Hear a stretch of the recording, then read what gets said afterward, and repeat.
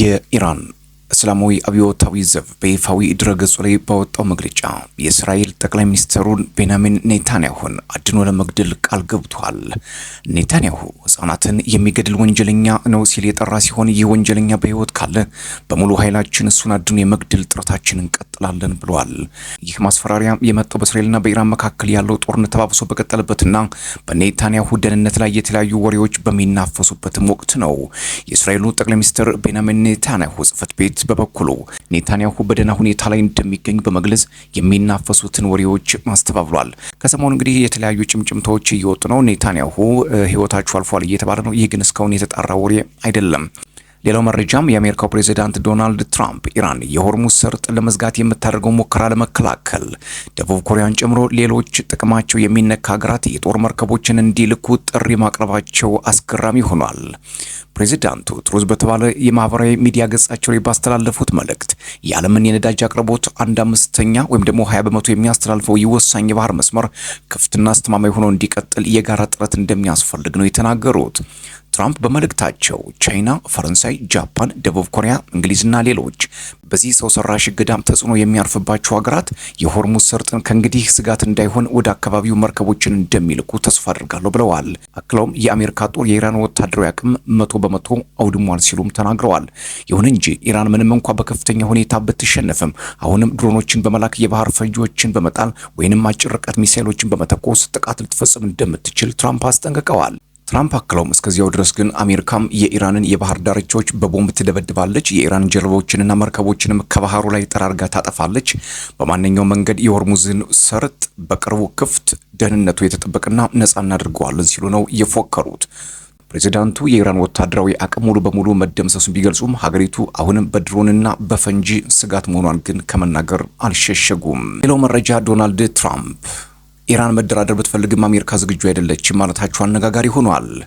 ትራምፕ ከአሜሪካው ኤንቢሲ ቴሌቪዥን ጋር ባደረጉት የስልክ ቃለ መጠይቅ ኢራን ስምምነት ልንፈጽም ፈልጋለች ብለዋል። ነገር ግን የቀረቡት የድርድር ነጥቦች ገና በቂ ስላልሆኑ ንግግር ለማድረግ ፈቃደኛ ለመሆናቸውን ተናግረዋል። ፕሬዚዳንቱ በቂ አይደሉም የተባሉት የድርድር ነጥቦች ምን እንደሆኑ ከመናገር ተቆጥበዋል። ነገር ግን ኢራን የኒውክሌር ፍላጎቷን ሙሉ በሙሉ እንድትተው የማድረግ እርምጃ በሁለቱ ሀገራት መካከል ሊደረስ የሚችል ስምምነት አካል እንደሚሆን ገልጸዋል። በተመሳሳይ የአሜሪካ አጋር የሆኑ የመካከለኛው ምስራቅ ሀገራት ጦርነቱን ለመቋጨት ያለመ ዲፕሎማሲያዊ ድርድር እንዲደረግ ያደረጉትን ጥረት ፕሬዚዳንት ዶናልድ ትራምፕ በአስተዳደራቸው ስም አድንቀዋል። ኢራንም አሜሪካና እስራኤል የሚፈጽሙት ጥቃት እስካልቆመ ድረስ ማንኛውም የተኩስ አቁም እርምጃ እንደማትቀበል ሁለቱ የኢራን ከፍተኛ ምንጮች ለሮይተርስ ተናግረዋል። በርካታ ሀገራት ኢራንን ለማሸማገል ጥረት እንዳደረጉም ተገልጿል። አሜሪካና እስራኤል ኢራን ላይ ጦርነት የከፈቱት ዋሽንግተንና ቴህራን ጄኔቫ ውስጥ ድርድር ባደረጉበት ቀናት ልዩነት ነበር። ይህን ድርድር ስታመቻች የነበረችው ኦማን በድጋሚ ግንኙነት እንዲጀምር በርካታ ጊዜያት ጥረት እንዳደረገችም ተዘግቧል።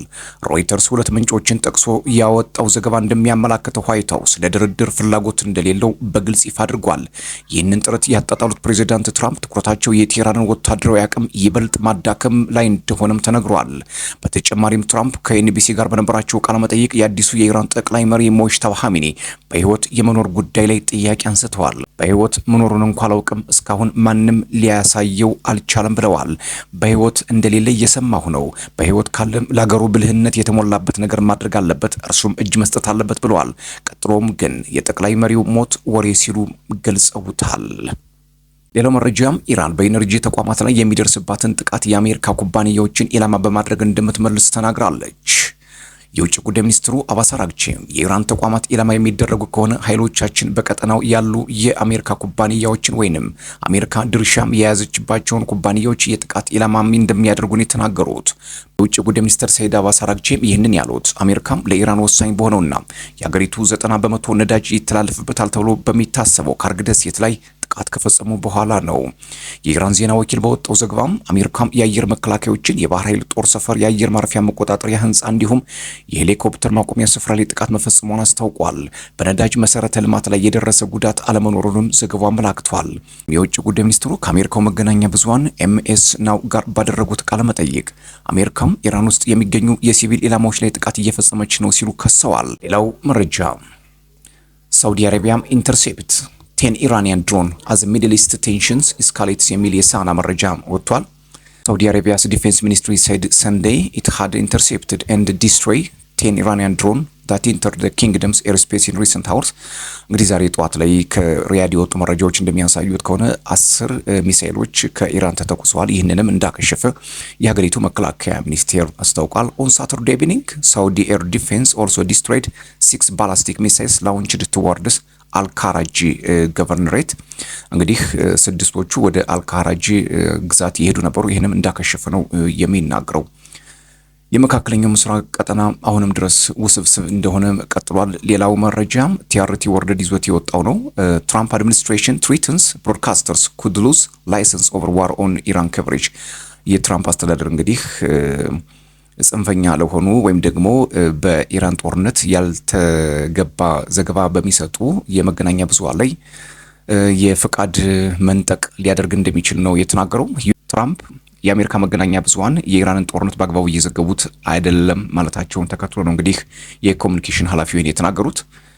እንግዲህ ኃላፊው አክለውም ሳተርዴይ the broadcasters must operate in the public interest የህዝብን ጥቅም ማስቀደም አለባቸው። ህግን መሰረት በማድረግ የማይንቀሳቀሱ ከሆነ they will lose their license if they do not በግልጽ ነው የተናገሩትኝ። ይህንን የሚያደርጉ ከሆነ ቀጥታ ፈቃዳቸው ይነጠቃል ነው እያሉ የሚገኙት።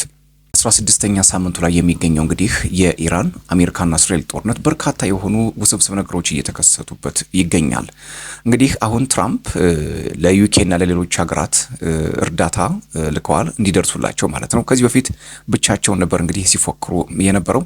ቴህራን የሆርሙዝ ወሽመጥን መዝጋት እንደምትቀጥልም ደግሞ አስታውቃለች። በመካከለኛው ምስራቅ የሚገኙ ነዳጅ አምራችና አከፋፋይ ተቋማትም ኢላማ እንደምታደርግ ነው በግልጽ የተናገረችው። የፐርሺያን ገልፍ ዋር ወይም ደግሞ የባህረ ሰላጤው ጦርነት ዛሬም ቀጥሏል። ሰፋ ያሉ መረጃዎችን ከወደ ኋላም ይዤላችሁ እመጣለሁ። ለሰዓቱ ግን የነበሩኝ መረጃዎች እነዚህ ናቸው። እናንተም ሰብስክራይብ፣ ላይክ፣ ሼር፣ ኮሜንት እያደረጋችሁ ቤተሰብ እንድትሆኑ የአክብሮት ግብዣዬ ነው። ሰላም።